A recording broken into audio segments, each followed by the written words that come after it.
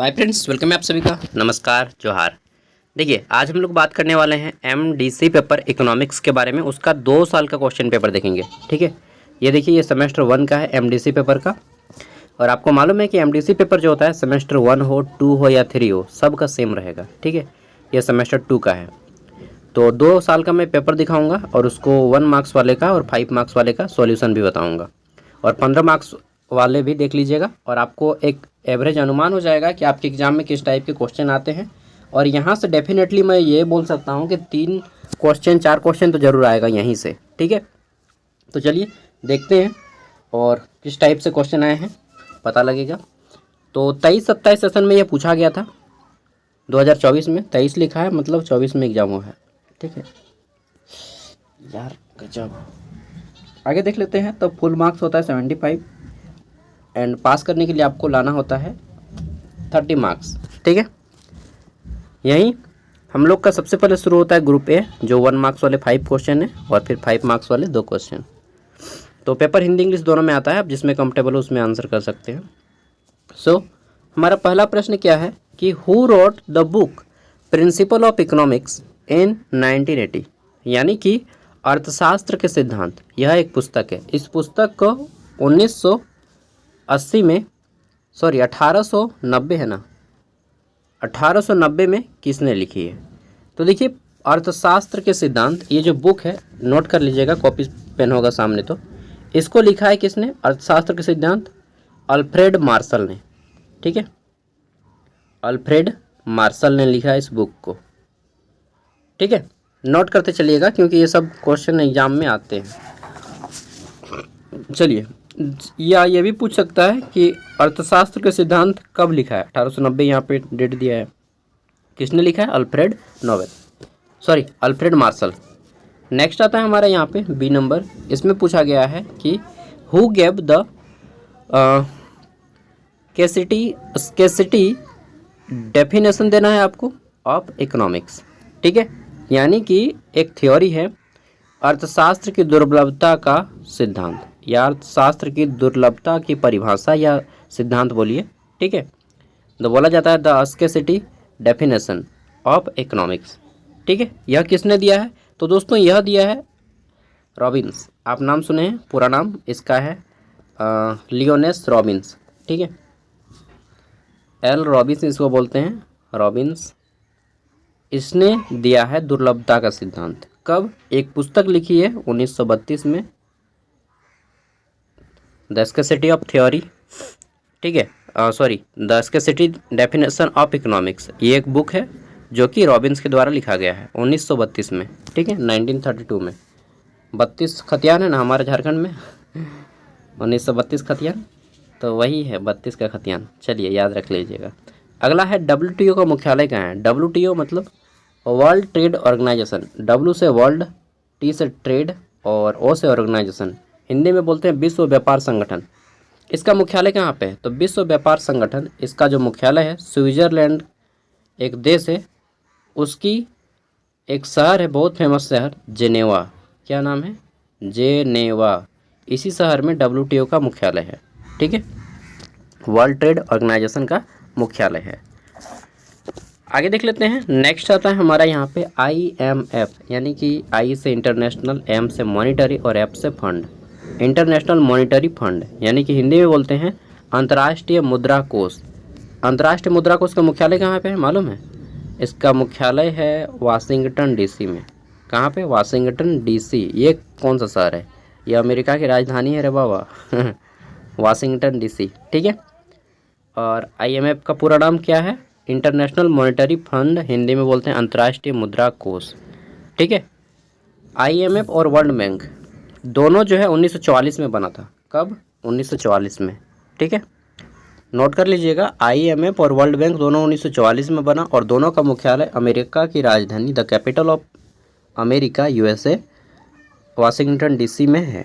ठीक है, नेक्स्ट है हमारा अर्थशास्त्र की विकास। अर्थशास्त्र की विकास केंद्रित परिभाषा किसने दी? Who gave the development centred definition of economics. ठीक है, तो देखिए अर्थशास्त्र के केंद्र विकास जो होती है, इसकी परिभाषा किसने दिया है? एडम स्मिथ ने, सबको मालूम है father of economics Adam Smith, इन्होंने ही केंद्रीय सेंट्रल डेवलपमेंट का थ्योरी दिया है।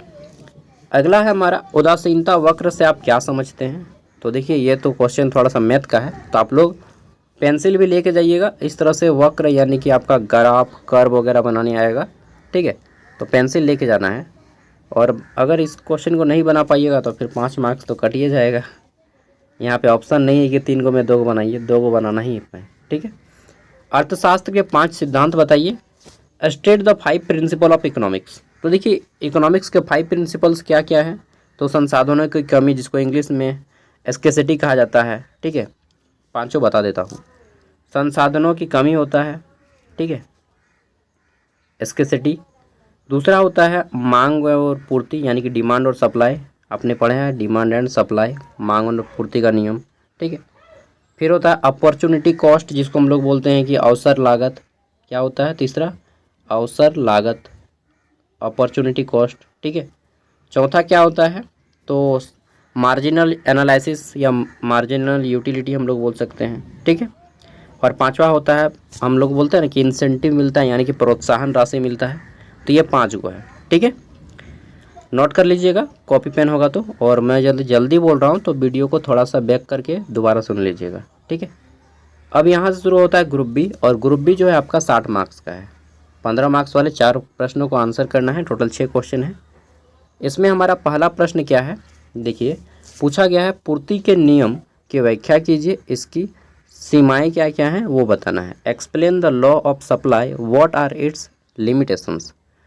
अगला है 5वां प्रश्न, इसमें पूछा गया है उदासीनता वक्र को परिभाषित करें, उदासीनता वक्र विश्लेषण के माध्यम से उपभोक्ता संतुलन प्राप्त करें। इंग्लिश में डिफाइन इनडिफरेंस कर्व, ठीक है। फिर बोला गया हमारा कि डायरिव, यार ये इंग्लिश थोड़ा सा हमको ई है, ये क्या है, चलिए जो भी है। तो नेक्स्ट है हमारा डेरिव कस्टमर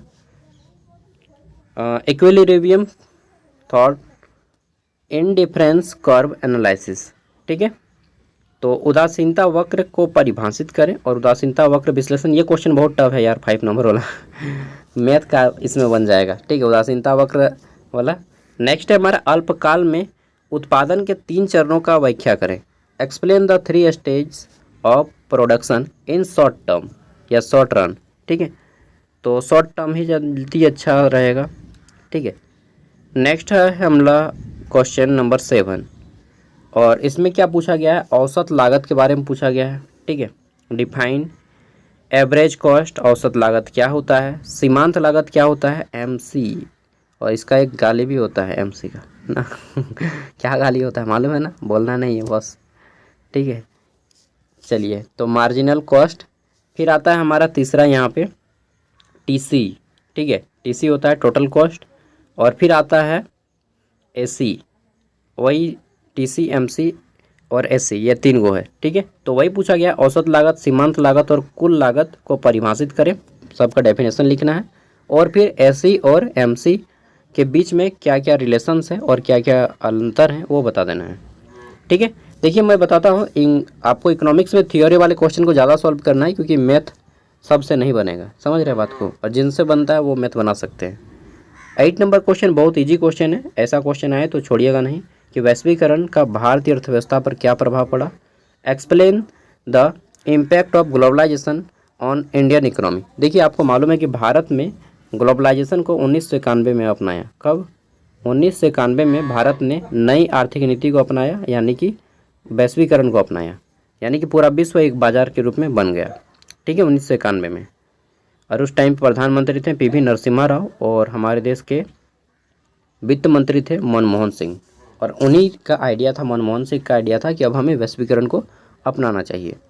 अगला है विश्व बैंक की भूमिका और उद्देश्यों का वर्णन करना है। तो बताना है कि वर्ल्ड बैंक, जिसका मुख्यालय अमेरिका के राजधानी वाशिंगटन डीसी में है, इसका क्या उद्देश्य है। तो देखिए ये जो बैंक है विश्व बैंक, इसके टोटल कितना है, 190 मेंबर कंट्री हैं, और सभी देशों को यह ऋण देता है सस्ते दामों पे, ताकि यह अपनी ग्रोथ कर सकें, व्यापार में अच्छा कर सकें, ठीक है। उसी तरह से IMF इंटरनेशनल मॉनेटरी फंड भी लोगों को ऋण देता है, ठीक है। अब चलिए हम लोग देखते हैं सेमेस्टर 2 का क्वेश्चन, जो सेम इसी एमडीसी पेपर से आया था। ठीक है, देखिए तो यहाँ पे प्रश्न क्या है हमारा सेमेस्टर 2 का, यहाँ पे देख लीजिए सेमेस्टर 2 है, सेकेंड सेम इकोनॉमिक्स एमडीसी, ये भी कोल्हान यूनिवर्सिटी का ही क्वेश्चन है। इसमें हमारा पहला प्रश्न है, बोला गया है कि सही है या गलत, ट्रू है या फॉल्स बताना है। इंग्लिश में है, the wealth of nation book was published in 78, तो 78 को पब्लिश नहीं हुआ था, 76 को पब्लिक हुआ था। So this is the totally false statement. Okay, यह पूरी तरह से गलत कथन है। 1776 में हुआ था। और वेल्थ ऑफ नेशन किसकी पुस्तक है, सबको मालूम है किसकी, एडम स्मिथ की पुस्तक है वेल्थ ऑफ नेशन। 1776 में ये बुक प्रकाशित हुई थी, पब्लिश हुई थी। ठीक है, बी नंबर है हमारा यहाँ पे, production possibility curve itself is called production possibility frontier. बिल्कुल सही बात है कि हम लोग उत्पादन वक्र सीमा को ही उत्पादन संभावना सीमा कहा जाता है। एकदम सही बात है कि उत्पादन संभावना वक्र है, उसी को उत्पादन संभावना सीमा भी कहा जाता है। ठीक है, तो हमारा क्वेश्चन नंबर 2 जो है सही कथन है, सत्य कथन है। आगे देख लेते हैं। तो नेक्स्ट आता है हमारा यहाँ पे तीसरा, अर्थशास्त्र में यूटिल शब्द का प्रयोग सर्वप्रथम फिशर ने किया है। यूटिल मतलब होता है यूटिलिटी, यूटिलिटी मतलब होता है उपयोगिता, और वही पूछा गया है कि अर्थशास्त्र में यूटिल शब्द का प्रयोग सबसे पहले फिशर ने किया। नहीं जी, नहीं, गलत है। फिशर ने नहीं, स्टैनली जेवेंस ने किया है। कौन? स्टैनली जेवेंस। ये कैसा नाम है रे भाई, विदेशी आदमी का नाम इसी तरह से रहेगा, जेवेंस। ठीक है, स्टैनली जेवेंस ने किया है यूटिलिटी शब्द का प्रयोग सबसे पहले। यूटिलिटी मतलब उपयोगिता, किसी भी चीज़ को आप कितना उपयोग करते हैं, कितना अच्छे से उपयोग करते हैं। ठीक है, किस तरह से उपयोग करते हैं, कितना टाइम तक उपयोग करते हैं, ये सब सारी चीज़ें आ जाती है इसमें। अगला है हमारा, विश्व व्यापार संगठन का मुख्यालय जेनेवा में है। वही क्वेश्चन देखिए रिपीटेड हुआ, बिल्कुल सही बात है। WTO का मुख्यालय जेनेवा में है, सही बात है। ठीक है, WTO के स्थापना कब हुई थी मालूम है? तो WTO का स्थापना कब हुआ था यार? हाँ, 1995 में हुआ था। उससे पहले इसको जो है गेट के नाम से जाना जाता था, General Agreement on Tariff and Trade. WTO World Trade Organisation, इसका जो मुख्यालय है कहाँ पे है? तो जेनेवा स्विट्ज़रलैंड में है। ठीक है, और स्विट्ज़रलैंड वही स्विस बैंक, नाम सुने स्विट्ज़रलैंड?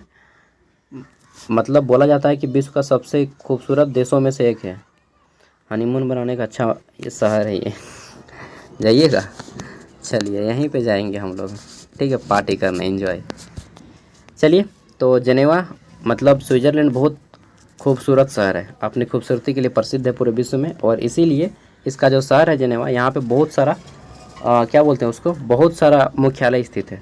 ठीक है, स्विस बैंक का नाम सुने होंगे, जहाँ पे करप्शन मनी रखा जाता है। ठीक है, ये इसी देश में है, स्विट्ज़रलैंड बैंक है पूरा नाम उसका। अगला है हमारा, उत्पादन का सिद्धांत कूपमैन्स द्वारा प्रतिपादित किया गया। सही है या गलत है? गलत है। उत्पादन का सिद्धांत कूपमैन ने दिया है? नहीं, उत्पादन का जो सिद्धांत है वो एडम स्मिथ ने दिया है। ठीक है, तो यह जो है गलत है हमारा। ठीक है, 1 मार्क्स वाले देख लिए। अब आता है हमारा यहाँ पे अगला प्रश्न, वैश्वीकरण से आप क्या समझते हैं? तो पूरे विश्व को एक बाजार के रूप में उभरना ही वैश्वीकरण है। इसका जो मेन काम किया है वैश्वीकरण WTO के द्वारा किया जाता है, यानी कि विश्व व्यापार संगठन वर्ल्ड ट्रेड ऑर्गेनाइजेशन के द्वारा किया जाता है, जिसका मुख्यालय जेनेवा में है। श्रम विभाजन क्या है? किसी भी काम को अलग अलग व्यक्ति द्वारा किया जाना, जैसे छोटा काम मजदूर करेगा, हाई टेक्निकल का काम इंजीनियर लोग करेंगे। ठीक है, पढ़ाई लिखाई का काम अकाउंटेंट और LDC करेंगे। तो इसी तरह से सभी व्यक्ति का काम का बंटवारा कर देना श्रम विभाजन है, ताकि काम की अच्छी गुणवत्ता आए। ठीक है, ग्रुप बी 15 मार्क्स वाले 4 प्रश्न बनाने हैं 6 क्वेश्चन में से। इसमें हमारा पहला प्रश्न है, अर्थशास्त्र का अध्ययन क्यों करें? मत करो, कौन मना किया? परीक्षा में पास होने के लिए करेंगे ना। चलिए, तो अर्थशास्त्र का अध्ययन क्यों करें, वो तो आप ही जानेंगे क्यों करेंगे। तो एग्ज़ाम पास करने के लिए नहीं, अर्थशास्त्र का अध्ययन हमें धन का समुचित उपयोग करने के लिए, ठीक है, विश्व बाजार को अच्छे से सुचारू रूप से चलाने के लिए अर्थशास्त्र का अध्ययन करना चाहिए, व्याख्या करना है। फिर आता है कीमत संयंत्र क्या है, इसके लाभों का बताना है, क्या क्या लाभ है, व्याख्या करें। ठीक है, इंग्लिश में है what is price mechanism, discuss it's advantage. अगला देख लेते हैं, हमारा छठा प्रश्न है, मांग की अवधारणा को स्पष्ट करें। मांग को निर्धारित करने वाले कारकों की व्याख्या करें।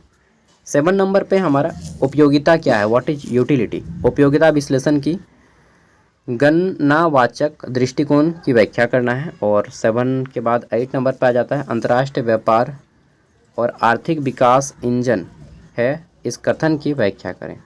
9 नंबर पे है अंतर्राष्ट्रीय मुद्रा कोष यानी कि इंटरनेशनल मॉनेटरी फंड क्या है, इसके बारे में बताना है। ठीक है, तो इस तरह से जो है हमारा क्वेश्चन पूरा कंप्लीट हो गया। अगर आप इतना क्वेश्चन करके जाते हैं तो मैं यकीन देता हूँ आपके क्वेश्चन नहीं छूटेंगे एग्जाम में। बाकी अगर मुझे टाइम मिला तो मैं डेफिनेटली और एक वीडियो लाऊंगा इंपॉर्टेंट क्वेश्चन आंसर के ऊपर। ठीक है, अगर आप लोग का अच्छा लाइक रहा और अच्छा रिस्पॉन्स रहा, व्यूज़ वगैरह, तो ठीक है। Thank you, bye. PDF video का डिस्क्रिप्शन में है और मैं इसी तरह से आपको सभी पेपर करा दूंगा। इसके बाद ऐसी पेपर हिंदी का मैंने पार्ट 1 करा दिया है, पार्ट 2 आज शाम को दे दूंगा। ठीक है दोस्तों, बाय बाय, टेक केयर। और एक चीज़ जो लोग पढ़े हैं, चलिए बताइएगा, अर्थशास्त्र के भारत में अर्थशास्त्र की रचना किसने की? भारत में अर्थशास्त्र की रचना किसने की है, इसको आपको आंसर करना है। देखते हैं किसको कितना नॉलेज है। Who is the father of Indian economics, भारतीय अर्थशास्त्र के पिता किसे कहा जाता है? Bye, all the best.